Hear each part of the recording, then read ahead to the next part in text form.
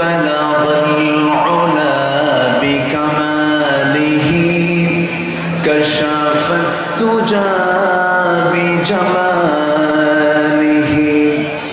حسنت جميع خصاله سلوا مشرق حب محمد مطلع ديوان ما مطلع خورشید سقاس سینه سوزان ما بلغ العلا بكماله كشف الدجى بجماله حسنت جميع خصاله سلوا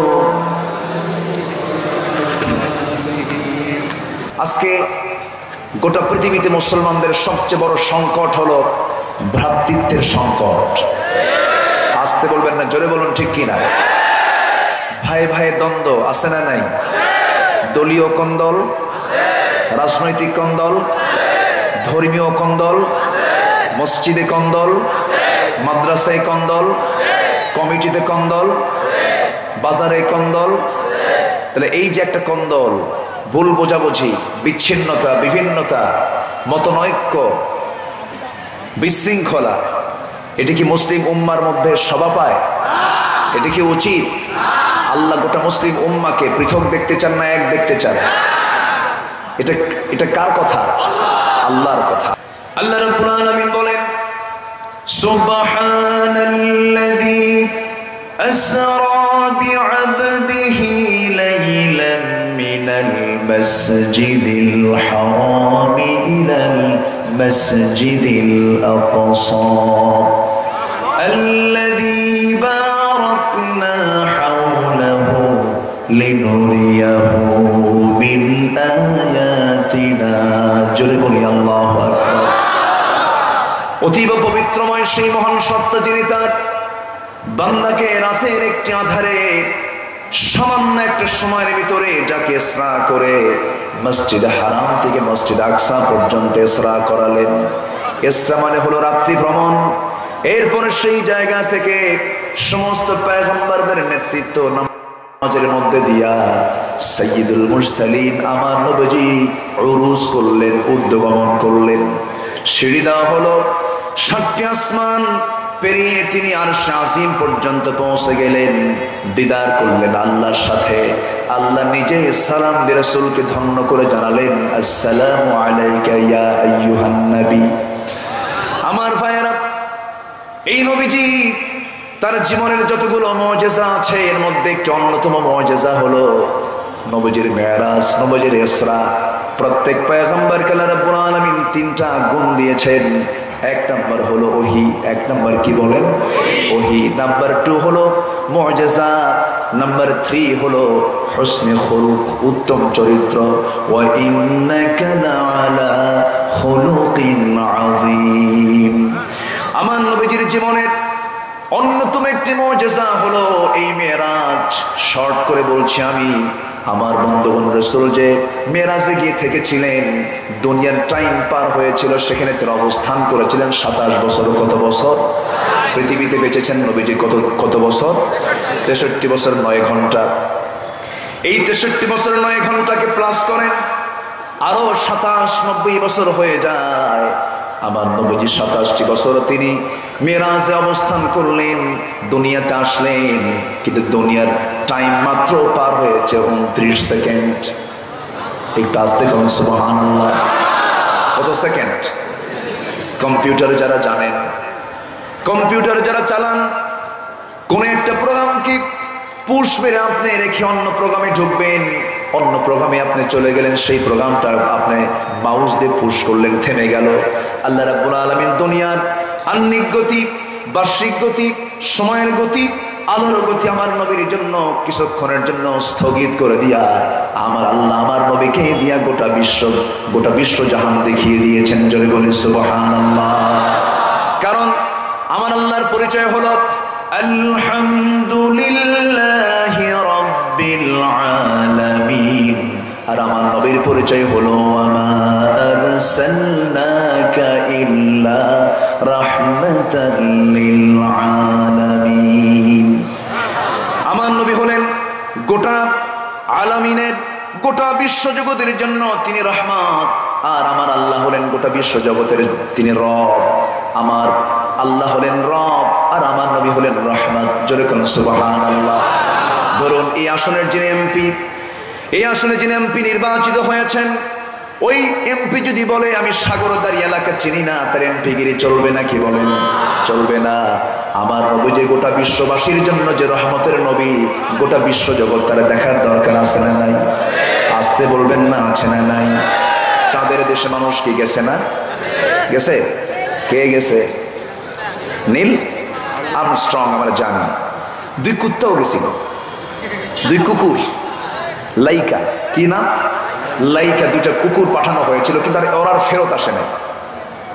Eliza নামে একটা মেয়ে আমেরিকার নাসা থেকে নির্বাচিত করেছে। সে বলেছে যে আমার জীবনে বিয়ে টিয়ে লাগবে না, আমি আর ফিরবো না, আমি চাঁদের দেশে যাব। তার বয়স 17 বছর। 2033 সালে সে চাঁদের দেশে যাবে। চাঁদ পৃথিবীর সবচেয়ে কাছের একটা জায়গা। পৃথিবীর দিকে সূর্যের বড়ত্ব হলো 13 লক্ষ গুণ বড়। এটা অনুমান, আন্দাজ। সূর্যের কাছে মানুষ যেতেই পারে না। সূর্যের যে দাহ্য শক্তি, এটার কাছে মানুষ ভিড়তেই পারে না। এটা অনুমান, আন্দাজ করে কথা। নক্ষত্র তো কথাই নাই, গ্যালাক্সি তো কথাই নাই, ব্ল্যাক হোল তো কোনো কথাই নাই। সম্মানিত ভাইয়েরা, সম্মানিত উপস্থিতি, মাত্র চাঁদের দেশে যায়, ভয়েজার 1 পাঠায়, ভয়েজার 2 পাঠায়, সৌরজগতের কিছু তথ্য সেখান থেকে একটু আদান প্রদান করে। আমরা তাদেরকে বলি মহাবিজ্ঞানী। কি বলি আমরা? মহাবিজ্ঞানী। কোপারনিকাস, আইনস্টাইন, ডাল্টন, গ্যালিলিও, তারপরে আইনস্টাইন, আমরা এদেরকে জগতের মহাবিজ্ঞানী বলি। কেন? কিছু কিছু তথ্য তারা দিয়েছে। আর আমার নবী এমন যানবাহনে চলেছেন, পৃথিবীর কোনো মানুষ সেই যানবাহনে কখনো চড়তে পারবে না। একটু আস্তে কারণ সুবহানাল্লাহ, আরো জোরে কারণ সুবহানাল্লাহ। তার যানবাহন কে পাঠিয়েছেন? এটা কি নর্মাল ফ্লাইট নেই, স্পেশাল? নর্মাল নাই, স্পেশাল। পৃথিবীর সমস্ত ফ্লাইট হলো নর্মাল, আর আমার নবীর ফ্লাইটটা স্পেশাল। বোরাকে তিনি চড়েছেন, যেটা যেটা মনের গতির চেয়েও দ্রুত গতি। জোরে কারণ সুবহানাল্লাহ। মন এখন চলে গেছে আমেরিকা, চলে গেছে না? মন এখন চলে গেছে মক্কা, চলে গেছে না? মক্কা চলে গেছে। আমার নবীজির গতি ছিল মনের গতি। জোরে কারণ সুবহানাল্লাহ। কিসের গতি? মনের গতিতে তিনি চলে গেছেন। এরকম গতি পৃথিবীতে কোনো যানবাহন আসবে? আসতে বলবেন না, আসবে? আসবে না। আমার নবীকে ছাড়া যেতে পারবে এমন কোনো মানুষ পৃথিবীতে আসবে না। মানুষ কিছু সফর করলে মনে, এই যে দুনিয়া ঘুরলাম, তুমি কি নবীর চাইতে বেশি ঘুরতে পেরেছো? 1500 বছর আগে আল্লাহ পাক তার হাবিবকে তার বাড়ির মেহমান বানায় নিয়েছেন। যেরকম সুবহানাল্লাহ।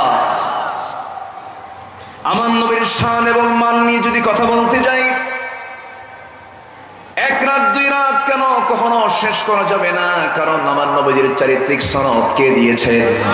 আল্লাহ দিয়েছেন। আমার নবীজি যখন জন্মগ্রহণ করেন, সিরাত গ্রন্থে এসেছে, আমার নবীজির যখন জন্ম হলো, আবু তালেব নবীর আপন চাচা, যদিও কাফের ছিলেন, ভদ্র কাফের, আবু তালেব আমার নবীর নবুয়ত প্রাপ্তির কিছুদিন পর একদিন বলে ফেলেন, স্মৃতিচারণ করতে নিয়ে বললেন, মুহাম্মদ, আমি তোমার বাল্য জীবনের একটা স্মৃতিচারণ করতে চাই। কি চাচা আপনি বলেন তো? আবু তালেব বলতেছে, মুহাম্মদ শোনো, তোমার যেদিন জন্ম হলো আমি দারুণ আনন্দিত, আমার আত্মীয় স্বজন সবাই দারুণ আনন্দিত, তোমার দাদা আব্দুল মুত্তালিব সেও দারুণ আনন্দিত। কিন্তু আমরা তোমার মার চেহারার দিকে তাকায় দেখি, তোমার মার চেহারায় হাসি নাই, চোখের কোন বিবি টপ টপ করে পানি পড়ে। তার মুখে হাসি আসবে কেমনে? সে তো কান্দে, কারণ সন্তান জন্ম নেওয়ার পর পৃথিবীতে সবচেয়ে বেশি খুশি হবেন কে? বাবা। কে খুশি হবেন বলেন? বাবা। সেই বাবা তো জন্মের 6 মাস পূর্বে দুনিয়া থেকে বিদায় নিয়েছেন। তোমার মার চোখের পানি দেখলাম, কিন্তু আমি তোমার মাকে দেখলাম, তোমার মা তোমাকে চাঁদনি আকাশের নিচে শুয়ে রেখেছে। তোমার বয়স মাত্র তখন 1 দিন, নবজাতক তুমি যখন শুয়েছিলে, আমি লক্ষ্য করে দেখলাম তোমার ডান হাতটা তুমি নাড়াও, আকাশের চাঁদ তোমার ডান হাতে পড়ে যায়।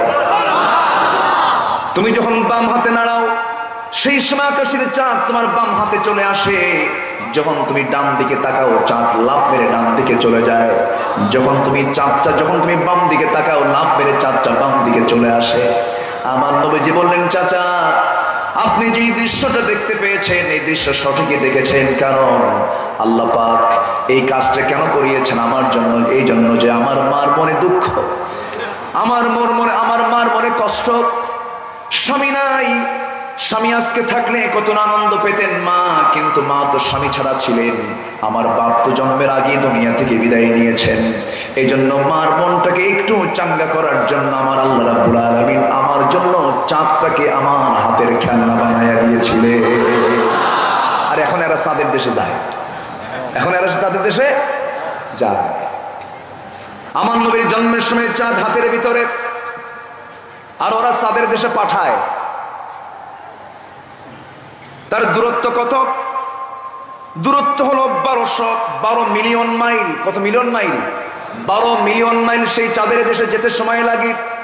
এত ডিস্টেন্স সেই চাঁদ আজ থেকে 1500 বছর আগে আমার নবীর হাতে দিয়েছেন কে?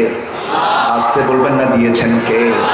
আমার ভাইরা, আমার বন্ধুগণ, এই কথাগুলো আজকে এই জন্য বললাম, কারণ আমার নবীদের শান মান যে আলোচনায় হবে না, সে আলোচনার মধ্যে কোনো বরকত হবে না। ঠিক কিনা বলবো? সকল নবীর চাইতে আমার নবীর দাম কম না বেশি? আসতে বলবেন না, কম না বেশি? সবচেয়ে কম না সবচেয়ে বেশি? সবচেয়ে জনপ্রিয়তা আমার নবীর কম না বেশি? আলাম নাশরাহ লাকা সাদরাকা ওয়া ওয়াদা'না আনকা ফিজরাকা আল্লাযী আনকাযা যাহরাক ওয়া রাফা'না লাকা যিকরাক। জোরে বলি আল্লাহু আকবার। আমার নবীর জন্য স্পেশালি 3টা পরিপূর্ণ সূরা দিয়েছেন। ইনশিরাহ একটা, আরেকটা হলো ওয়াদ-দুহা ওয়াল-লাইলি ইযা সাজা। এই 2 আয়াত পরের বাকি সব আয়াতগুলো আমার নবীর শানে। মা ওয়াত্তা'আকা রাব্বুকা ওয়া মা ক্বালা ওয়ালাল আখিরাতু খায়রুল লাকা মিনাল উলা ওয়ালাসাউফা ইউ'তিকা রাব্বুকা ফাতারদা। জোরে বলি আল্লাহ। আমার নবীকে আল্লাহ পাক কি কাছে টেনে নিয়েছেন, এই সমস্ত আয়াতের অর্থ যদি আমরা বুঝতাম, নামাজের মধ্যে কান্না চলে আসতো। আমার নবীজির জন্য সূরা ইখলাস দিয়েছেন, কি সুন্দর সূরা। সবাই বলেন, ইন্না আ'তাইনাকাল কাউসার ফাসাল্লি লিরাব্বিকা ওয়ানহার ইন্না শানিআকা হুয়াল আবতার। জোরে বলি আল্লাহু আকবার। কাউসারটা কাকে দেওয়া হয়েছে? মুহাম্মদ সাল্লাল্লাহু আলাইহি ওয়াসাল্লামকে দেওয়া হয়েছে। প্রত্যেক নবীর নামের সাথে, প্রত্যেক নবীর কালেমার মধ্যে রাসূল নাই। কোন নবীর কালেমার মধ্যে কোন রাসূল শব্দ পাবেন না। আদম আলাইহিস সালামের কালেমা ছিল লা ইলাহা ইল্লাল্লাহ আদামু সাফিয়ুল্লাহ। ইব্রাহিম আলাইহিস সালামের কালেমা ছিল লা ইলাহা ইল্লাল্লাহ ইব্রাহিম খলিলুল্লাহ। লা ইলাহা ইল্লাল্লাহ মুসা কালিমুল্লাহ। লা ইলাহা ইল্লাল্লাহ ঈসা রূহুল্লাহ। কোন নবীর কালেমার মধ্যে রাসূল আছে নাকি?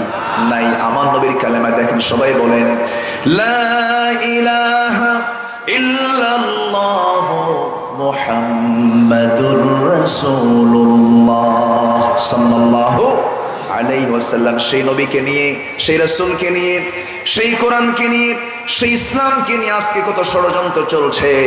একটা কথা খেয়াল রাখবো, আমরা সব কিছু সহ্য করব, কোরআন ইসলাম রাসূলকে নিয়ে কেউ কথা বললে তার গলা চেপে ধরবো। ঠিক কিনা? এই জায়গায় কোন আপোষ করা যাবে?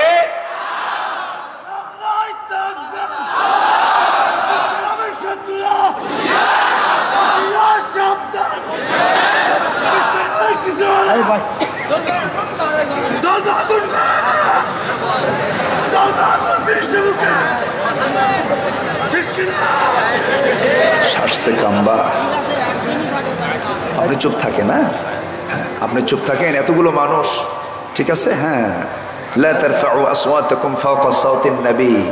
একটা আয়াত আছে না সূরা হুজরাত, ধরছি তো। হুজরাত মানে তো আদবের সূরা। হুজরাত মানে কিসের সূরা? যারা আদব থাকে না সে কি? যারা আদব নাই তাকে কি বলে? আমার দেশে আদবের সংখ্যা বেশি না বেয়াদবের সংখ্যা বেশি? দেখেন না মঞ্চে উঠে আলোচনা করতে নাই আলোচক, আর মাইক টান মেরে ধরে, আছে না নাই? মাইক টান মেরে ধরা বেয়াদব নেতা আছে না নাই? চুপ থাকলে হবে না, প্রতিবাদ করতে হবে। আজকে আপনি চুপ থাকবেন, আরেকটা অপ্রীতিকর ঘটনা ঘটাবে। যেখানেই বেয়াদবি সেখানেই প্রতিহত করতে হবে। মুসলমান রাজি আছেন কারা কারা? হাত উঁচু করে দেখা।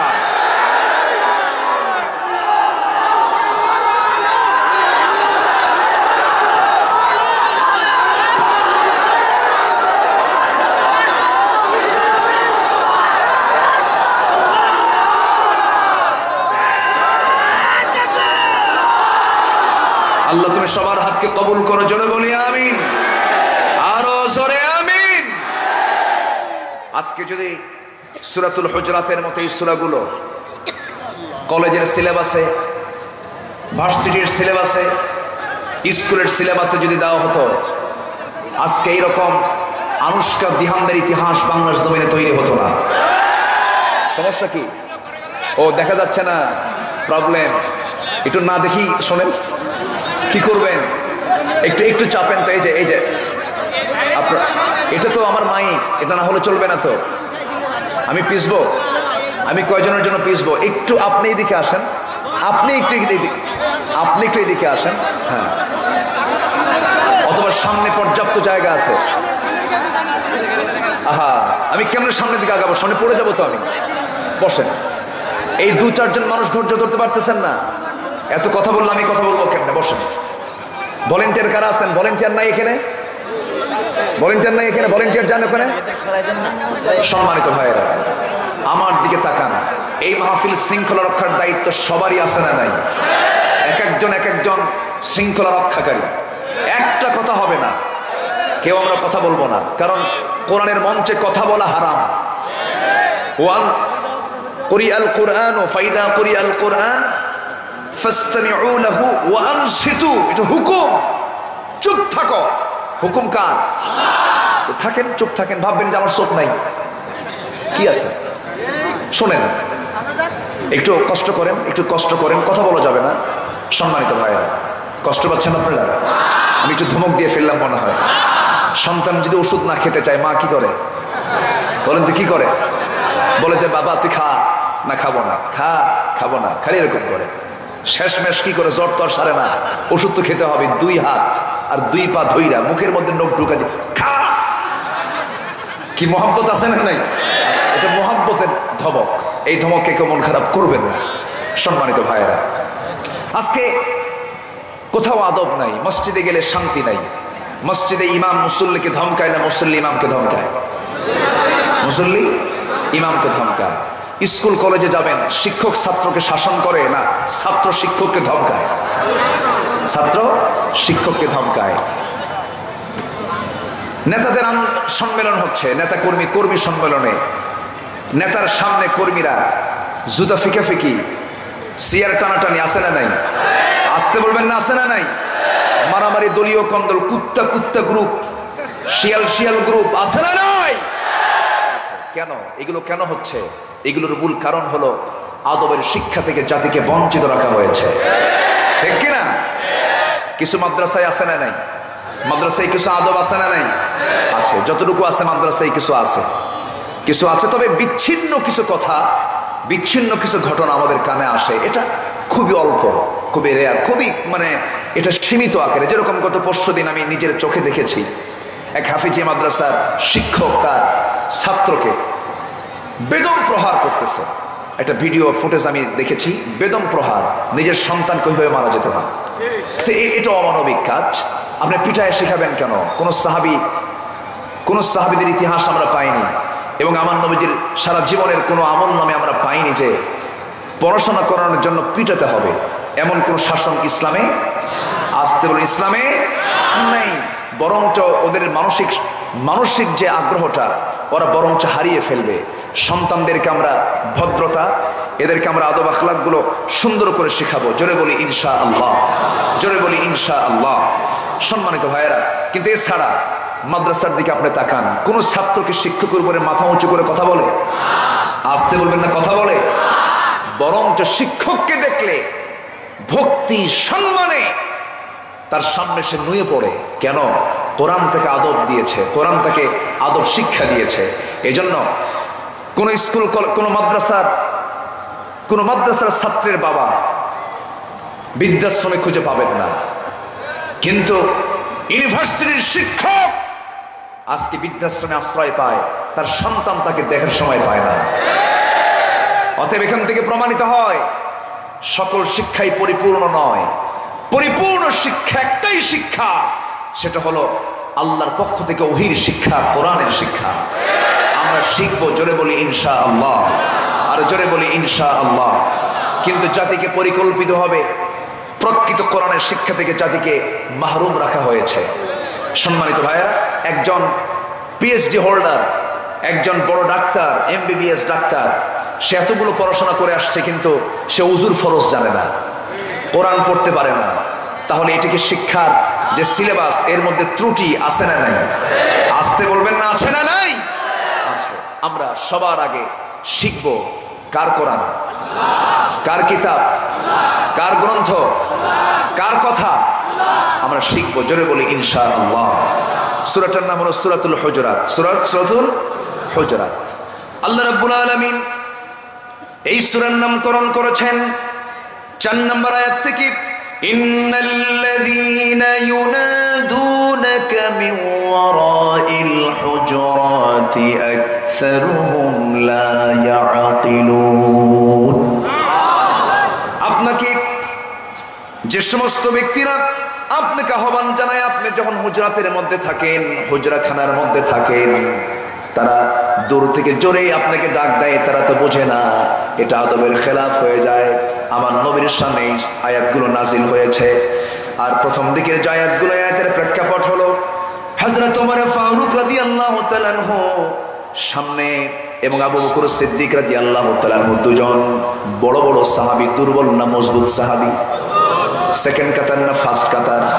প্রথম কাতারের দুজন সাহাবী। আবু বকরের মতো মানুষ পৃথিবীতে আর খুঁজে পাওয়া যাবে নাকি? আমার নবীজি একদিন সাহাবে কেরামকে লক্ষ্য করে বলেন, সাহাবীরা, আজকের দিনে কে রোজা আছো? আজকের দিনে কে দান করেছ? আজকের দিনে কে জানাজা দিয়েছ? আজকের দিনে অসুস্থ লোককে কে দেখতে গেছো? এই 4টি কাজ কোন সাহাবী মাথা হাত উঁচু করে বলতে পারলেন না। সামনে আবু বকর বলছেন, ইয়া রাসূলুল্লাহ, এই 4টি কাজ আমি আজকে সবগুলো করে ফেলেছি। যেরকম সুবহানাল্লাহ। আমলে আবু বকর সিদ্দিক রাদিয়াল্লাহু আনহুর সাথে কোন সাহাবী পারেন নাই। সব দিক থেকে তিনি আমলের দিকে লাস্ট না ফার্স্ট?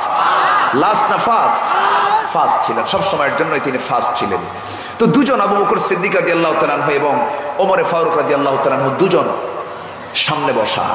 হঠাৎ করে নবীজির বয়ানের মাঝে এই দুজন একটু উচ্চ বাক্য, উচ্চ আওয়াজে তারা কথা বলছিলেন। দুজন সাহাবী কি দুর্বল? দুর্বল সাহাবী? অনেক দামি সাহাবী। কিন্তু এই দুজনের নাম তো আমরা অনেকে শুনেছি, তাই না? চিনি না? আমরা সবাই শুনেছি। এক মাহফিলে বললাম, ওমর ফারুককে কে চিনেন? পাশে থেকে এক ছেলে দাঁড়ায় বলে, হুজুর আমি চিনি। কি হবে চেনো? কি আমাদের বাড়ির দোতলায় ভাড়া থাকে। কি কথা কি বুঝতেছেন? তো এমনও লোক আমার দেশে আছে যারা এই সমস্ত সাহাবীদের নামও জানে না। আছে না? আসতে বলবেন, আছে না? না আছে, অনেকেই আছে এরকম। আচ্ছা, দুজন সামনে বসা, কত দামি সাহাবী, দুজনই জান্নাতি। জোরে বলেন সুবহানাল্লাহ। দুনিয়াতে বেহেশতের সংবাদ পেয়েছেন, কিন্তু তারা দুজন সামনে বসে আছেন। দুজন সামনে বসে থাকার পরে নবীজির বয়ান চলাকালীন ওই দুইজন সাহাবী কথা বলতে বলতে তাদের আওয়াজটা লম্বা হয়ে গেল, বুলন্দ হয়ে গেল। নবীজির আওয়াজটা তাদের চাইতে ছোট হয়ে গেল।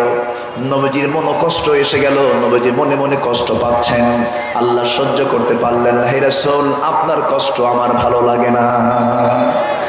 আল্লাহ রাব্বুল আলামিন সঙ্গে সঙ্গে সূরা হুজরাতের প্রথম দিকে সুন্দর করে জানিয়ে দিলেন, লা তারফাউ আসওয়াতাকুম ফাওকা সাওতিন নবী ওয়া লা তাজহারু লাহু বিল কওল كجهر بعضكم لبعض أن تحبط أعمالكم وأنتم لا تشعرون জোরে বলি আল্লাহু আকবার। ইমানদাররা শোনো, তোমরা তোমাদের আওয়াজকে নবীর আওয়াজের চাইতে বড় করো না। নবীর কথার চাইতে তোমাদের কথা যদি বড় হয়ে যায়, এটা সুস্পষ্ট বেয়াদবি হয়ে যাবে। তাহলে কি হবে? তোমাদের জীবনের যত আমল নামাজ, যুদ্ধ করেছো, সিয়াম করেছো, যাকাত দিয়েছো, নামাজ পড়েছো, এত কষ্ট করা তোমাদের ইবাদত গুলো সব ম্লান হয়ে যাবে, সব কাট হয়ে যাবে, শুধুমাত্র বেয়াদবির কারণে। এই জন্য আদবের দরকার আছে না নাই? জ্ঞান আগে না আদব আগে? আসতে কোন কেন? জ্ঞান আগে না আদব আগে? আদবটা আগে। আদব না থাকলে জ্ঞান অর্জন হবে না। আগে আদবের জ্ঞান দরকার। লাইসাল ইয়াতীম মান মাতা ওয়ালিদাহু ইন্নাল ইয়াতীমা ইয়াতীমাল ইলমি ওয়াল আদাবি। যার বাপ মারা গেল সেই তো বড় এতিম নয়, সে সবচেয়ে বড় এতিম যে তার জীবনে আদবের শিক্ষা নিতে পারলো না। আমরা আদবওয়ালা হব, জোরে বলি ইনশাআল্লাহ। আমার নবীজির সবচেয়ে বড় মুআদ্দিব ছিলেন, আমার নবীজির সবচাইতে বড় বিনয়ী মানুষ ছিলেন। কারণ রহমানের বান্দা কারা হবে? ওয়া ইবাদুর রাহমানিল্লাযীনা ইয়ামশুনা আলাল আরদি হাওনা ওয়া ইযা খাতাবাহুমুল জাহিলুনা ক্বালু সালামা। রহমানের যারা বান্দা হবে তারা জমিনে যখন চলবে বিনয়ী হয়ে চলবে। মূর্খদের সামনে যখন কথা বলতে যাবে তর্ক বিতর্ক করবে না, সালাম দিয়ে বিদায় নিয়ে নেবে। আজকে কত বড় বেয়াদবি আলেমদের সাথে। আলেমদেরকে নিয়ে বলা হয় হাত ভাঙ্গো, আছে না নাই? ঘাড় মটকায় দাও, খেলা হবে। খেলবো না। তুমি খেলতে চাইলেই কি আমরা খেলবো? আল্লাহ খেলতে মানা করে দিয়েছেন, ওয়াইদা খাতাবাহুমুল জাহিলুনা ক্বালু সালাম। আমার খেলবো কেন? তুই তো মূর্খ। মূর্খ আর জ্ঞানী কখনো এক হতে পারে না, ঠিক কিনা? এই পৃথিবীর প্রথম মানুষ মূর্খ না জ্ঞানী? প্রথম মানুষকে বলেন। পৃথিবীর প্রথম মানুষটা সবচাইতে শিক্ষিত কম না শিক্ষিত বেশি? ওয়াল্লামা আদামাল আসমাআ কুল্লাহা। এই পৃথিবীতে সবচাইতে বেশি নাম যিনি জানতেন তিনি হচ্ছেন আদম আলাইহিস সালাতু ওয়াস সালাম। সমস্ত নাম আল্লাহ পাক আদমকে শিখিয়েছিলেন। সুবহানাল্লাহ বলেন। সেই পিতার সন্তান আমরা কি মূর্খ থাকতে চাই? না। সম্মানিত ভাইয়েরা, সম্মানিত বন্ধুগণ, জ্ঞানী আর মূর্খ যে এক হতে পারে না, একটা এক্সাম্পল মনে হলো আমার। আমি প্রায় এই কথাটা বলি। এক শিক্ষিত আর মূর্খ দুজন পাশাপাশি বসে আছে, বসে গল্প করে। হঠাৎ করে ওদের মাঝে ইশারায় বাহাস শুরু হয়ে গেছে। ইশারায় বাহাসের মধ্য দিয়ে আলেম মানে শিক্ষিত লোকটা, আলেম লোকটা মূর্খের সামনে একটা আঙ্গুল উঁচু করেছে। মূর্খ এটা দেখি দুটো আঙ্গুল উঁচু করেছে। শিক্ষিত মূর্খের সামনে 5টা আঙ্গুল উঁচু করেছে। মূর্খ সঙ্গে সঙ্গে মুষ্টি পাখায় নাকের ডগায় নিয়ে গেছে। শিক্ষিত তার ব্যাগ থেকে একটা ডিম বের করে সামনে রেখে দিয়েছে। মূর্খ তার ব্যাগ থেকে পেঁয়াজ বের করে সামনে রেখে দিয়ে দিয়েছে। আচ্ছা, এখন শিক্ষিতকে বলা হলো, তুমি এই মূর্খের সঙ্গে বাহাস করে কি বুঝলা? আমি আর কি জ্ঞানী? আমার চেয়ে বেশি জ্ঞানী এই লোকটা। কেন? জ্ঞানী লোকটা বলতেছে, আমি যখন এক আঙ্গুল উঁচু করলাম বুঝালাম লা ইলাহা ইল্লাল্লাহ, ইলাহা কেউ নাই, কে ছাড়া? আল্লাহ ছাড়া। সে 2 আঙ্গুল উঁচু করে বুঝায় দিল ইলাহা মাত্র একজনই হবে, 2 হলে এটা মেনে নেওয়া যাবে না। সে আমার উত্তরকে মজবুত করে দিয়েছে। আমি যখন 5 আঙ্গুল উঁচু করে বুঝালাম বুনিয়াল ইসলামু আলা খামসিন, ইসলামের ব্যানা হলো 5টি। এই 5টির ব্যানার উপরে আর কোনো ব্যানা আর 1টা 2টা যোগ করা যাবে না। সে আমাকে বুঝালো, হাতের মুষ্টি পাকায় আর নাকের ডগায় নিয়ে এসে বুঝালো 5টার বেশি যদি কেউ 6টা বানায় নাক সোজা করে দেওয়া হবে। আচ্ছা, এরপর আমি যখন তার সামনে একটা ডিম বের করে বুঝালাম পৃথিবী ডিমের মতো গোলাকার, সে আমার সামনে একটা পেঁয়াজ বের করে বুঝালো পৃথিবী শুধু ডিমের মতো গোলাকার নয়, এই পৃথিবীর মতো 7টা আসমান আল্লাহ পাক পেঁয়াজের মতো স্তরে স্তরে 7টা আসমান জমিন তিনি সৃষ্টি করেছেন। এটা হলো জ্ঞানীর চিন্তা। মূর্খকে বলা হল, মূর্খ তুমি কি বুঝলা বলো? কে সে যখন আমার সামনে 1 আঙ্গুল উঁচু করেছে ভেবেছে সে আমার 1 চোখ কানা করে দেবে। সঙ্গে সঙ্গে আমি 2 আঙ্গুল উঁচু করে বুঝালাম তোর 2 চোখই কানা করবো। সে যখন আমার সামনে 5 আঙ্গুল উঁচু করেছে ভাবলাম সে আমাকে চপেটাঘাত করবে, থাপ্পড় মারবে। বুঝলাম তুই তো আমার থাপ্পড় মারবি তো আমি বাঁচবো, ঘুষি মারে তোর নাকে আউট করে দেবো। যখন সে আমার সামনে একটা ডিম বের করে রাখলো, সে আমাকে অপমান করলো, আমাকে ডিম দেখালো, আমাকে অপমান বোধ হলো, সঙ্গে সঙ্গে পেঁয়াজ বের করে বুঝাই দিলাম, তোর এই ডিমটার আমার এই পেঁয়াজ দিয়ে ভাইজে বুঝে খায় শেষ করে দিল। এটা হলো মূর্খের চিন্তা, আর ওটা হলো শিক্ষিতের চিন্তা। মূর্খের চিন্তার শিক্ষিতের চিন্তা কখনো এক হতে পারে, এক হতে পারে। আমরা জ্ঞানে এগিয়ে যাব, জ্ঞান শক্তি, জ্ঞান আলো, জ্ঞান শক্তি, জ্ঞান আলো। আমরা জ্ঞান শক্তি এবং আলো নিয়ে সামনে যাব। আবু জেহেলদের নেতৃত্ব আমরা আর দেখতে চাই না বাংলার জমিনে। দেখতে চান না কারা কারা? হাত উঁচু করে দেখা।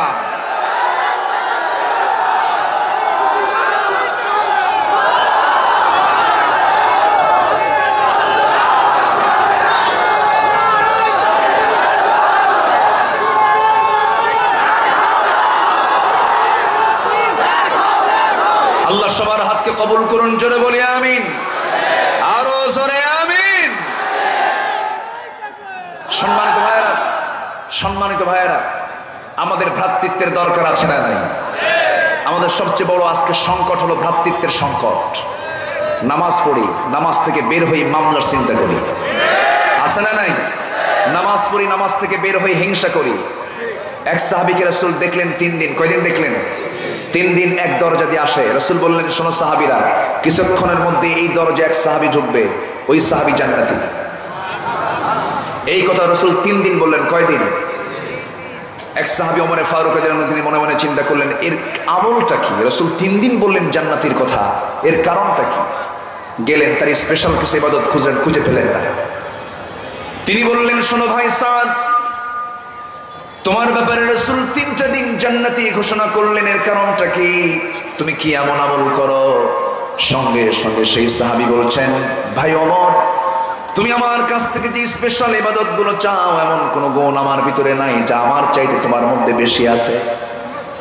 কিন্তু রাসূল আমাকে দেখে জান্নাতি ঘোষণা করেছেন। আমার ব্যক্তিগত জীবনে একটা আমল হলো, আমি যেদিন রাতের বেলা ঘুমাতে যাই মনে মনে চিন্তা করি, এই ঘুম থেকে আমি আর উঠবো না, এই ঘুম থেকে আমি উঠবো না। মনে হয় এই ঘুম আমার জীবনের শেষ ঘুম হয়ে যেতে পারে, এটা আমার মওত হতে পারে। সেই জন্য ঘুমানোর আগে সারাদিন চলতে নিয়ে যে হিংসা পয়দা হয়, সারাদিন চলতে নিয়ে রাগারাগি হয়, ভাইয়ে ভাইয়ে গন্ডগোল হয়, ভ্রাতৃত্বের মধ্যে সংকট সৃষ্টি হয়ে যায়, মানুষের মধ্যে প্রতিশোধ ভাব সৃষ্টি হয়ে যায়। আমার যতগুলো জিনিস আমার সারাদিন জমা হতে থাকে, রাত্রিবেলা যখন ঘুমাতে যায়, সমস্ত রাগ, হিংসা, ক্ষোভ সব কিছু আমি আমার মন থেকে সাফ করে ফ্রেশ মনে আমি ঘুমাতে যাই। একটু আস্তে কোন সুবহানাল্লাহ। তাহলে আমরা জাহান্নামকে দূরে ঠেলে দেব, জান্নাতকে কাছে টেনে নেব। হিংসা করা যাবে না। হিংসাত্মক মনোভাব কোন ইমানদার আনতে পারে না, অহংকার আনতে পারে না। অহংকারী বান্দা কখনো হতে পারে না। অহংকার কার? আসতে বলবেন, অহংকার কার? অহংকার করবেন কে? অহংকার তো একমাত্র আল্লাহই করবেন। বান্দা কখনো অহংকারী হয় না। আমার দেশে অহংকার আছে না নাই? আসতে বলবেন, না আছে না নাই? ক্ষমতার বড়াই আছে, ক্ষমতার অহংকার, টাকার অহংকার, চেহারার অহংকার। বিশাল বডি বানাইছে, সুন্দর বডি, সুন্দর চেহারা, সুন্দর বডি, জিম করে করে বিশাল বড়, কি বলে, বিশাল বড় মানে ফিট বডি বানায় ফেলছে, জিম বডি বানায় ফেলছে। রাস্তায় যখন চলে ভাবসাব দেখায়, আমি একজন বড় মাল। আছেন এরকম, আছে না? আমি একখান মাল বুঝায়। ও যুবক, অহংকার করে তোমারও যদি ফজর নামাজ কাজা হয়, ওই বডি দিয়ে তোমাকে জান্নাতে যেতে দেবে না আল্লাহ তাআলা। জোরে কর ঠিক কি? তোমাকে বিনয়ী হতে হবে, রুকু করতে হবে, সিজদা দিতে হবে, তোমাকে বিনয়ী বান্দা হতে হবে। ওই বডি তোমাকে জান্নাতে নিয়ে যাবে না। তোমার অহংকারে তুমি জমিনটাকে ডাবায় ফেলতে পারবে না। তোমার অহংকারে তুমি তোমার মাথাটাকে পাহাড়ের চৌচৌ করতে পারবে না। আল্লাহ সুন্দর করে বলছেন, লা তামশি ফিল আরদি মারহান ইন্নাকা লান তাখরিকাল আরদা ওয়া লান তাবলুগাল জিবালা তুলা। জোরে বলি আল্লাহু আকবার। তুমি অহংকার করে চলো না, ক্ষমতার বড়াই করো না। ক্ষমতার মসনদে বসেছিল মিস্টার ফেরাউন, 1600 বছর হায়াত পেয়েছিল। এখনো সেই ফেরাউন আছে না নাই? মরা না তাজা? মরা না তাজা? শুটকি। কি শুটকি? হ্যাঁ, এখনো ফেরাউন পৃথিবীতে কিন্তু আছে। ফেরাউনের লাশটা থাকার পরেও কেউ ফেরাউনকে সম্মান জানায় না, শ্রদ্ধা জানায় না। আর আমার নবী মুসা আলাইহিস সালাতু ওয়াস সালাম, আমার নবীর আগের নবী মুসা আলাইহিস সালাতু ওয়াস সালাম, তার কোনো ছবিও নাই, তার কোনো লাশও নাই, তার কোনো কিছুই নাই। কিন্তু গোটা দুনিয়া জুড়ে ফেরাউনের নাম আছে না মুসার নাম আছে? কার নাম আছে? মুসার নাম সুনামে, আর ফেরাউনের নাম কুনামে আছে, কুখ্যাতি আর সুখ্যাতি। তার বড় প্রমাণ হলো গোটা দুনিয়া জুড়ে আপনি ফেরাউন নামে একটা লোক খোঁজেন, খুঁজে পাবেন না। মুসা নাম আছে না নাই? ঈসা নাম আছে না নাই? ইব্রাহিম নাম আছে না নাই? এই জায়গায় মুসা নামে লোকটাকে একটু হাত তুলে দেখান তো। মুসা নাম কার? এই যে মুসা। আর আছে নাকি? ওই যে মুসা। আর কই? বহু মুসা এখানে। এই মুসা কই? এখানে আরেকজন। এই মুসা কই? এই ছাত্রের মধ্যে মুসা আছে, মঞ্চেও আছে, মাঠেও আছে। মুসার সরাসরি গোটা দুনিয়া জুড়ে মুসা মুসা। কোরআনেও মুসা আছে, সেই মুসার নাম সমাজেও আছে। ইব্রাহিম আছে না নাই? ইব্রাহিম কই দেখি? ওই যে ইব্রাহিম, বাপ আছে। দেখি তার বেটা ইসমাইল কই? দেখি ইসমাইল কই? ওই যে ইসমাইলও আছে। বলে আলহামদুলিল্লাহ, জোরে কোন আলহামদুলিল্লাহ। তাহলে ইব্রাহিম পাওয়া গেল, ইসমাইল পাওয়া গেল, মুসা পাওয়া যাবে, ঈসা পাওয়া যাবে। মুহাম্মদ তো সবার নামের আগে দিয়ে আছে। জোরে কোন সুবহানাল্লাহ। সবার আগে মুহাম্মদ আছে না নাই? আমার দেশের মানুষ যখন সৌদি আরবে যায় সবাই আশ্চর্য হয়, সবার নাম মুহাম্মদ। কি কথা বলছেন? সবার নাম কি? মুহাম্মদ। কি রে বাপরে বাপ, সবার নাম মুহাম্মদ হয় নাকি? আমার দেশে মুহাম্মদ ঢোকার কারণ হলো আগে নাম ছিল দলিলে, দেখবেন শ্রী শ্রী অমক। মুসলমানদের নামের আগে কি লেখা থাকতো? শ্রী। এটাকে মাহজুফ করার জন্য মুহাম্মদ শব্দটা লাগানো হয়। আরব তো আর বোঝেন, আরব কয় যে সব মুহাম্মদ। জোরে করে আল্লাহু আকবার। ঠিকই আছে, আমরা তো উম্মতে মুহাম্মদ। আল্লাহু আকবার বলেন। আমরা কি মুহাম্মদ? উম্মতে মুহাম্মদ। উম্মতে মুহাম্মদ ইসমাইল, উম্মতে মুহাম্মদ ইব্রাহিম। দেখেন খালি নবী নবী নবী। জোরে করেন সুবহানাল্লাহ। দেখি ফেরাউনকে হাত তুলে না একটা আছে? ফেরাউন আছে একটা? ফেরাউন হাত ওঠে? গোটা দুনিয়াতে কোথাও কি ফেরাউন পাওয়া যাবে? ফেরাউন নামে পাওয়া যাবে? কামে আছে না নাই? কামে ফেরাউন আছে না নাই? এই পৃথিবীতে প্রথম হত্যার রাজনীতি শুরু করেছে ফেরাউন। হত্যা রাজনীতি, ক্ষমতাকে পাকাপোক্ত করার জন্য। ইউযাব্বিহুনা আবনাআকুম ওয়া ইস্তাহয়ুনা নিসাআকুম। ছেলে সন্তানগুলোকে জবাই কর। কেন? আমার রাজনীতি পাকাপোক্ত করতে হবে। আজকেও যারা ক্ষমতাকে পাকাপোক্ত করার জন্য হত্যা রাজনীতি করছো, সবগুলো ফেরাউন হামানদের প্রেতাত্মা। ঠিক কিনা? ফেরাউন চলে গেছে, ফেরাউনের নাতিপুতি আওলাদ আছে না নাই? আসতে বলবেন না, আছে না নাই? নামাজ পড়ে মিথ্যা সাক্ষী দাও, হ্যাঁ? নামাজ পড়ে মিথ্যা মামলা করো, তোমার নামাজ দিয়ে কাজ হবে না। মিথ্যা মামলা দিলে সোজা জাহান্নামে যেতে হবে। ঠিক কিনা? আকলমন্দ ইশারা ভাষা।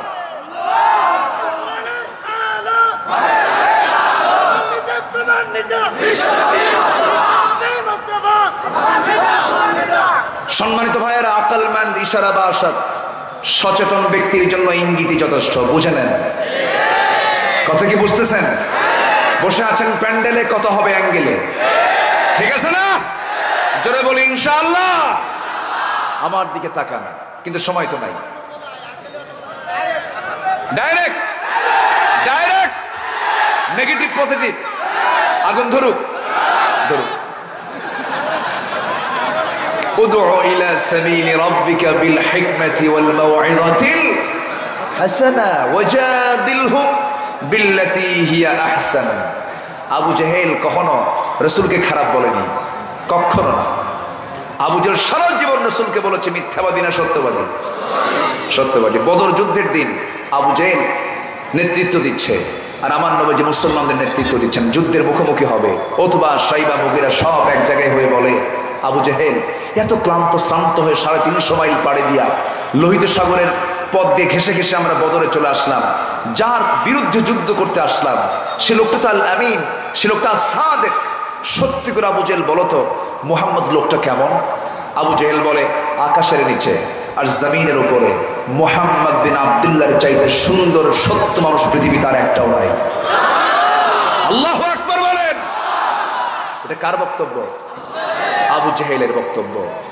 সম্মানিত ভাইরা, আজকেও সমাজে কিছু আবু জেহেল আছে, বলে আলেমরা ভালো, বলে না লোকটা ভালো, কিন্তু ইসলাম করে, ইসলাম মানে, কোরআন মানে, আছে না নাই? তাহলে আবু জেহেলের কথার সঙ্গে মিল আছে না নাই? আছে না নাই? তো লোকটা ভালো, লোকটা ভালো, বলে না এরকম? বলে না? বলে না? কি সুন্দর মিল পাওয়া যায় আবু জেহেলের কথার সাথে, দেখছেন? একদম মিলে যায়, মনে খালাতো ভাই। হ্যাঁ, সম্মানিত ভাইয়েরা, কষ্ট পাচ্ছেন? জোরে বলি ইনশাআল্লাহ, জোরে বলি ইনশাআল্লাহ। তাহলে আল্লাহ তাআলা আমাদেরকে দেখতে চান শত্রু শত্রু না বন্ধু বন্ধু, শত্রু শত্রু না ভাই ভাই। আমরা কি হয়ে যাব? ভাই ভাই হব। জোরে বলি ইনশাআল্লাহ। আমার ভাইয়েরা, ভ্রাতৃত্বের বন্ধনটাকে অটুট করতে হবে। যে কজন আমরা ঈমান নিয়ে চলতে চাই, ঈমানের প্ল্যাটফর্ম তৈরি করতে হবে, মুমিনদের প্ল্যাটফর্ম তৈরি করতে হবে। আল্লাহ রাব্বুল আলামিন এক জায়গায় বলছেন তোমাদের মধ্যে অবশ্যই থাকা উচিত কারা? আল্লাহ রাব্বুল আলামিন বলেন ওয়ালতাকুম মিনকুম উম্মাতুন ইয়াদউনা ইলাল খায়রি ওয়া ইয়া'মুরুনা বিল মা'রুফি ওয়া ইয়ানহাউনা আনিল মুনকার। জোরে বলি আল্লাহু আকবার। তোমাদের ভিতরে অবশ্যই এমন একটি টিম, এমন একটি দল থাকতে হবে যারা সৎ কাজের আদেশ দেবে, অসৎ কাজের বাধা প্রদান করবে। এই দল ভ্রাতৃত্বের বন্ধনের দল। কে দেখতে চান? আস্তর কে দেখতে চান? আল্লাহ দেখতে চান। আমরা সেই দলে যাব। জোরে বলি ইনশাআল্লাহ। আমাদের নেতা, আমাদের রবকে, আরো জোরে আমাদের রবকে, আমাদের নেতাকে মুহাম্মদ সাল্লাল্লাহু, আর আমাদের দলটা কি? আরো জোরে, আরো জোরে, আরো জোরে। আমাদের রব, নেতা, দল, বাস এই তিনটাকে সামনে নিয়ে চলবো। এই তিনটার মধ্যে কেউ ভাগ বসতে আসলে সোজা গলা চিপে ধরবো আমরা। এই ক্ষেত্রে কোন আপোষ করা যাবে? আমার দিকে তাকান। ভ্রাতৃত্ব টিকে রাখতে হবে। সাহাবে কেরামদের মধ্যে কি ভ্রাতৃত্ব ছিল! আল্লাহু আকবার। এত ভ্রাতৃত্ব গভীর ছিল যে তাদের স্বপ্ন পর্যন্ত এক হয়ে যেত। একটু আসতে বলি সুবহানাল্লাহ। স্বপ্ন পর্যন্ত, যে এক সাহাবী যে স্বপ্ন দেখেছেন, ওই স্বপ্নে আরেকজন সাহাবী হুবহু দেখেছেন। হযরত আলী রাদিয়াল্লাহু তাআলা আনহু, তিনি অনেকদিন পর, আমার নবীজির ইন্তেকালের বেশ কিছু পরে, হঠাৎ করে রাত্রেবেলা স্বপ্নে দেখেন নবীজি তার ঘরের সামনে দাঁড়ানো। নবীজি তার ঘরের সামনে দাঁড়ানো, সালাম দিয়ে তিনি ভিতরে ঢুকলেন এবং হযরত আলী শিওরে পাশে এসে বসলেন। ব্যাগ থেকে অনেকগুলো খেজুর থেকে একটা খেজুর তিনি 3টা আঙ্গুলে বের করলেন। বের করে বলছেন আলী মুখটা ফাঁকা করো। মুখটা ফাঁকা করলেন। মুখের মধ্যে তিনি একটা খেজুর উঠায়া দিলেন। হযরত আলী স্বপ্নের মধ্যে তা খেয়ে নিলেন। ঘুম থেকে তিনি জায়গা পেয়ে গেলেন। জায়গা পেয়ে দেখেন তার জিহ্বার ভিতরে তাজা খেজুরের স্বাদ ফুটে উঠেছে। নবীর স্বপ্ন কি মিথ্যা হয়? পৃথিবীর সব স্বপ্নের কোনো দলিল নাই, কিন্তু নবীর স্বপ্ন যে দেখবে এটা দলিল, এটা সহি। রসুলকে সে দেখে। জোরে বলে সুবহানাল্লাহ। সবাই কি রসুলকে দেখতে চান? নবীর দল না কইরা, হ্যাঁ, নবীর দল না করে দেখতে চান? আমরা নবীর দল করব, নবীকে দেখবো। জোরে বলি ইনশাআল্লাহ। শেষ করে দেব? চালাবো আলোচনা? জোরে বলি ইনশাআল্লাহ। এই মাহফিলটা আমি নিয়েছি খুব অল্প সময়ে। এই 8 থেকে 10 দিন আগে আমার খালিদ কোথায়? খালিদ, এরা কে যে কোনটা আমি চিনতেছি না তো। সব ভাই তো একই রকম দেখা যায়, হ্যাঁ, একই রকম দেখা যায় না? ফুটন্ত গোলাপ সবগুলো। যোগ্য পিতার যোগ্য সন্তান, বলি আলহামদুলিল্লাহ। জোরে বলি আলহামদুলিল্লাহ। যে সন্তান শিক্ষিত করে আপনার সন্তান আপনাকে দেখতে পারে না, খেদমত করতে পারে না, সেই সন্তান, ওই শিক্ষার দরকার নাই। ঠিক কিনা? জীবন দিয়ে ভালোবাসতে হবে বাপ মাকে। বাপ মাকে আমরা খেয়াল করবো। জোরে বলি ইনশাআল্লাহ। খুব সুন্দর। খালিদ আমাকে 3 বছর হলে চায়, আমার মসজিদে গেছে, হয় না হয় না। 7-8 দিন আগে আমাকে বললো ভাই একটু মেহরবানি করে হুজুর আপনি যে সময় পারেন, মাগরিবের পরে হলে আপনি দেন। মাগরিবের পর আমি আজকে একটা সময়টা দিয়েছিলাম, সময় চলে যাচ্ছে, আর একটু সময় আমি দিচ্ছি আপনাদেরকে। তো আজকে হয়তো আমি চূড়ান্ত খোরাক মিটাতে পারবো না, অতৃপ্তি কিছু রয়ে যাবে। আগামীতে আমি এই মাঠে এই মুহূর্তে প্রমিস করে যাচ্ছি, ওয়াদা দিয়ে যাচ্ছি, আমি আগামীতে আসবো। জোরে বলি ইনশাআল্লাহ, আর জোরে বলি ইনশাআল্লাহ। আমি বিশেষ করে মুরব্বীর চেহারার দিকে তাকাই। এই মাহফিলের নেতৃত্ব দিচ্ছে আলেম ওলামা, বলি আলহামদুলিল্লাহ। অনেক মাহফিলের সভাপতি পাই দাড়ি নাই, মোছো নাই, আছে না নাই বলেন তো? আছে না, এরকম আছে না? আজকের মাহফিল আমরা সব দিক থেকে আল্লাহ ওয়ালা বুজুর্গ মানুষকে পেয়েছি, বলি আলহামদুলিল্লাহ। তবে হ্যাঁ, যাদের দাড়ি নেই, মোছ নাই, তাদেরকেও দাওয়াত দেওয়ার দরকার আছে না নাই? আচ্ছা, আমরা তাদেরকেও ভাই মনে করি, আলহামদুলিল্লাহ বলেন। সম্মানিত ভাইয়েরা, সম্মানিত বন্ধুগণ, ভ্রাতৃত্বের যে বন্ধন, এই বন্ধন আমরা অটুট রাখবো যে কোনো মূল্যে। জোরে বলি ইনশাআল্লাহ। একজন মামলা করতে যাবে, আমরা মামলা আটকায় দেবো, ঠিক কিনা? তোকে মামলা হতে দেবো না ভাই, তোর কি সমস্যা? বসি লেগেছে ভাই ভাই গন্ডগোল, ফাসলিহু ইন্নামাল মুমিনুনা ইখওয়া ফাসলিহু, ইসলাহ করো, সংশোধন করো। ভাই গন্ডগোল করো না, আসো বসি, ইসলাহ করো। দুই ভাইয়ের মধ্যে বিবাদ মিটানো নফল নামাজের চাইতো বেশি সওয়াব। জোরে কোন সুবহানাল্লাহ। এগুলো কাজ, এগুলো দিনের কাজ আমরা করব, জোরে বলি ইনশাআল্লাহ। হযরত আলীর কথা বলছিলাম, মনে আছে আপনাদের? হযরত আলী তিনি ঘুম থেকে জাগা পেলেন, শুকরিয়া আদায় করে নামাজ আদায় করলেন, নফল নামাজ পড়লেন।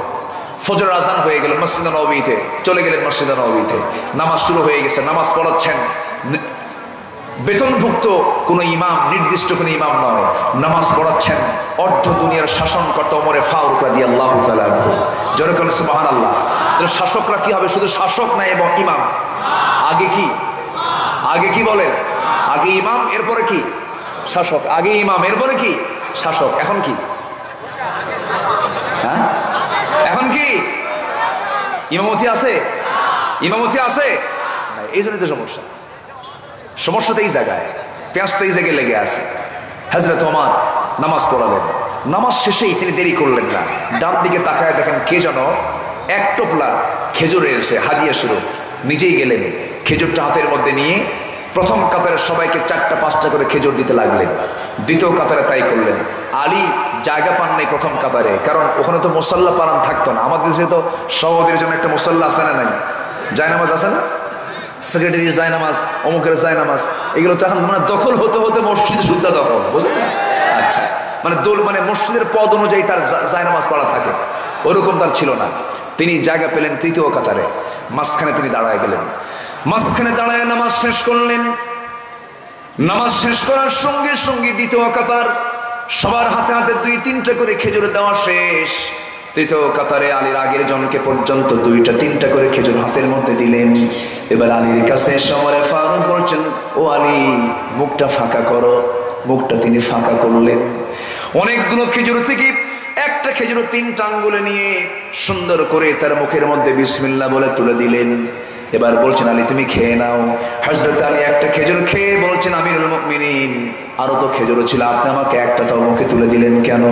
ওমরে ফারুক হু হু করে কাঁদতে কাঁদতে বলছেন, আলী রে, গত রাত্রে তুমি যা দেখেছ আমিও তাই দেখেছি। জোরে বলেন সুবহানাল্লাহ। তোমার কাছে রাসূল স্বপ্নে এসেছেন, আর আমি সেই স্বপ্ন নিজের চোখে অবলোকন করেছি। রাসূল যদি তোমাকে একটার বেশি 2টা খেজুর খাওয়া দিতেন, আমি তোমাকে তাই খাওয়াই দিতাম। কি ভ্রাতৃত্বের বন্ধন ছিল রে আমার ভাইরা। আরে আমার নবীজি যখন হিজরত করলেন, মদিনায় যখন চলে গেলেন, আব্দুর রহমান ইবনে আউফ বড় একজন ধনী মানুষ, ব্যবসায়ী মানুষ, মদিনায় চলে গিয়ে গরিব হয়ে গেলেন। বউ নাই, বাচ্চা নাই, ব্যবসা নাই, বাণিজ্য নাই। আমার নবীজি আব্দুর রহমান ইবনে আউফের দিকে তাকায়া চোখের পানি ফেলতে ফেলতে রাসূল বলছেন, আব্দুর রহমান, তোমাকে দেখে আমার চোখে পানি চলে আসলো। মক্কায় তোমার রমরম ব্যবসা বাণিজ্য, বউ বাচ্চা সব ছিল, আজকে হিজরতের মধ্য দিয়ে আজকে তুমি ফকির হয়ে গেছো। আব্দুর রহমান, তোমার কি কষ্ট হয় না? আব্দুর রহমান মুস্কি হাসি মেরে বলছেন, ইয়া রাসূলুল্লাহ, আপনার এই সুন্দর চেহারা দেখলে আমার সব দুঃখ চলে যায়। আমি তো আপনাকে পেয়েছি, আপনার মতো বড় দৌলত পাইলে পরে আর দুনিয়ার কি লাগে? আমার নবীজি বলছেন, আব্দুর রহমান, তুমি কি জানো তোমার বাড়ি আবু জেহেল দখল করে নিয়েছে? আব্দুর রহমানের আউফ বলছেন, ইয়া রাসূলুল্লাহ, আবু জেহেল দখল করেছে আমার বাড়ি, আর আমি দখল করেছি আপনার মনের বাড়ি। জোরে বলেন সুবহানাল্লাহ।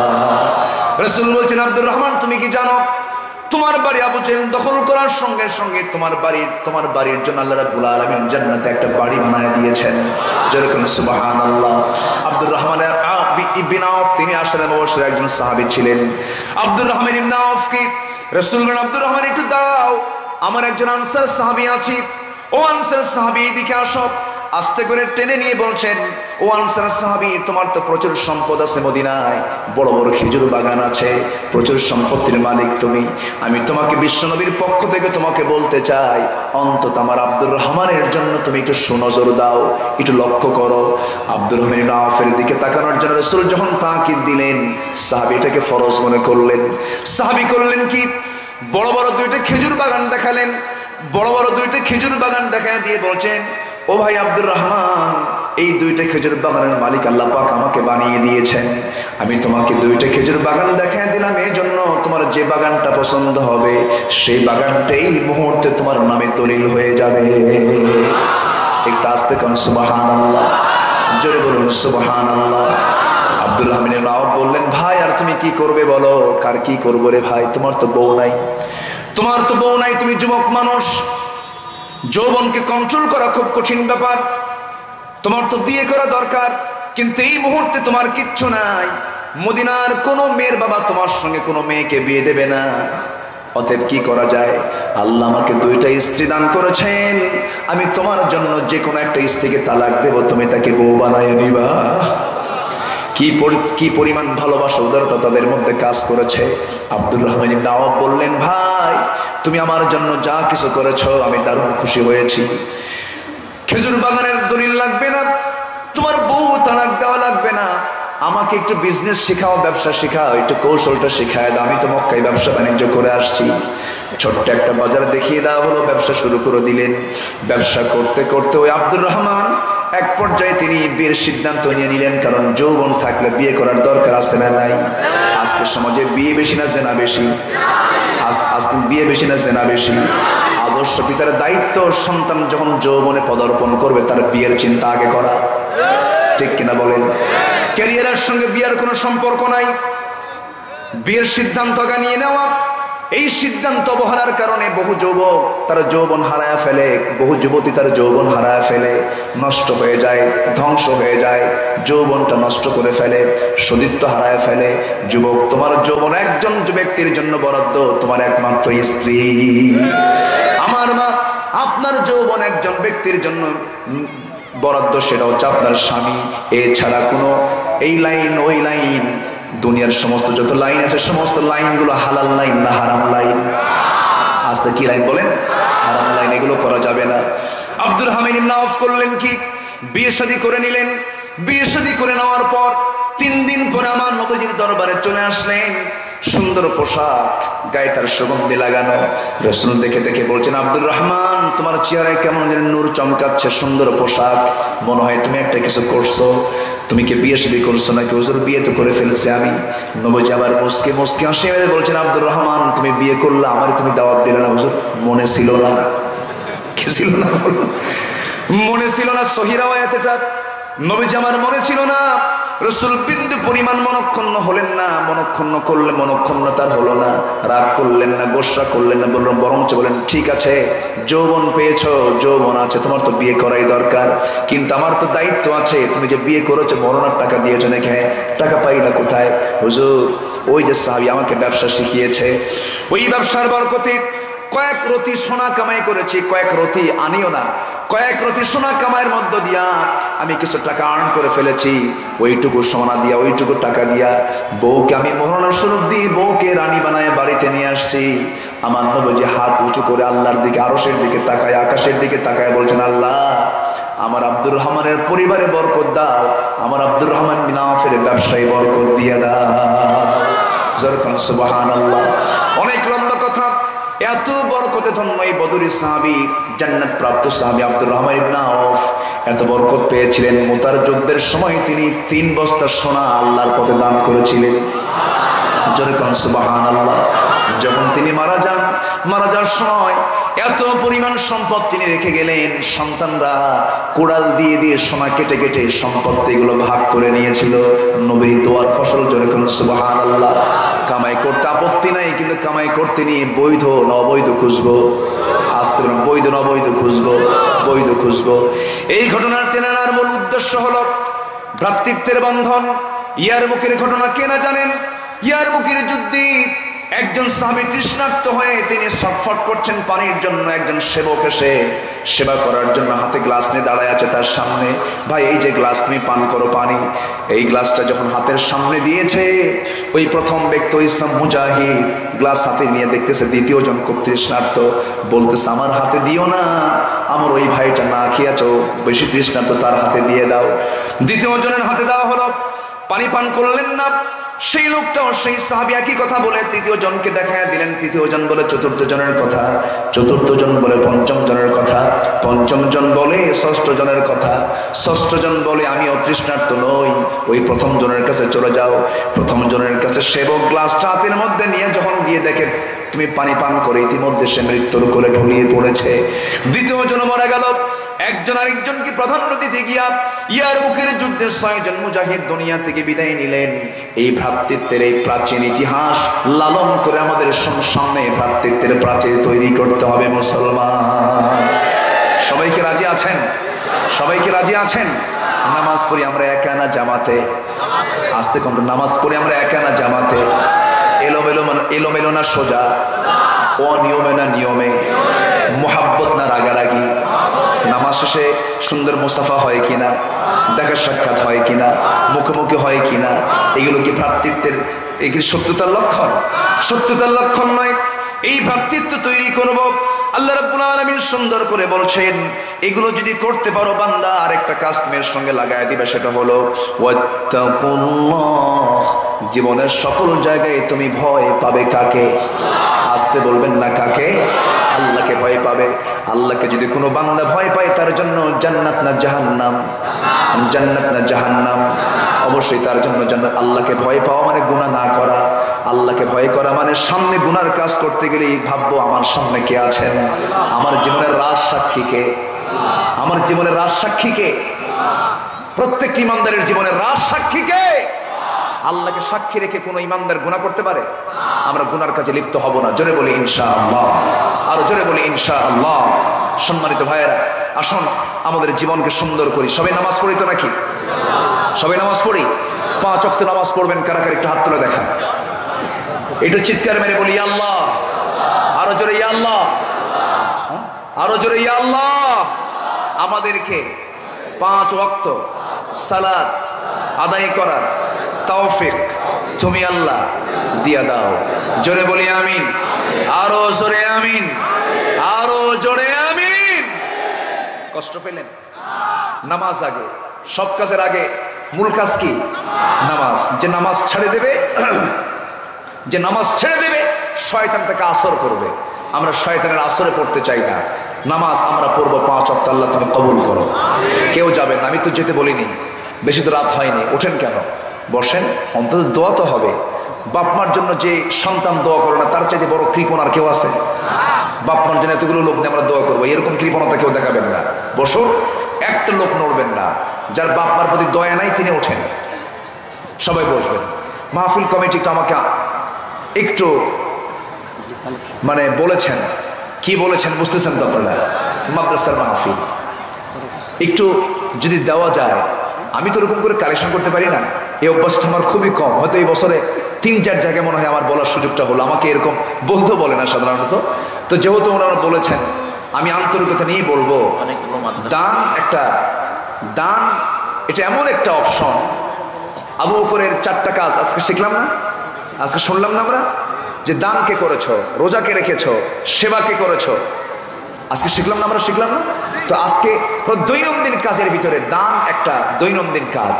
আমরা দৈনন্দিন কাজের অংশ হিসাবে আজকে আমরা কিছু দিয়ে যাব। 5 পারি, 10 পারি, 15 পারি, 20 পারি, 50 পারি, 100 পারি, 500 পারি, 1000 পারি, 1 লাখ, 2 লাখ, 20 লাখ, 50 লাখ, 1 কোটি। 1 কোটি এই জন্য বললাম, আমার মাহফিলে এরকমও ব্যক্তি, এরকম আল্লাহ আমার নসিবে জুটেছে। বললাম কে আছেন 10,000, 500 থেকে 1 লোক চেক লিখে বলে হুজুর বেশি দিলাম না, 1 কোটি দিলাম। সেদিন থেকে ভাবছি যে আল্লাহ জীবনের অন্তত 1000 করবো না, অন্তত লাখ দিয়ে শুরু করবো। বলা তো যায় না কে কখন কোন দিক দিয়ে দেয়। আমরা সবাই দেবো, জোরে বলি ইনশাআল্লাহ। চাদর যাবে, ব্যাগ যাবে, যে যা পারে আমার মা বোন সবাই আমরা দেবো। জিকির করি সুবহানাল্লাহ আলহামদুলিল্লাহ লা ইলাহা, আরো জোরে লা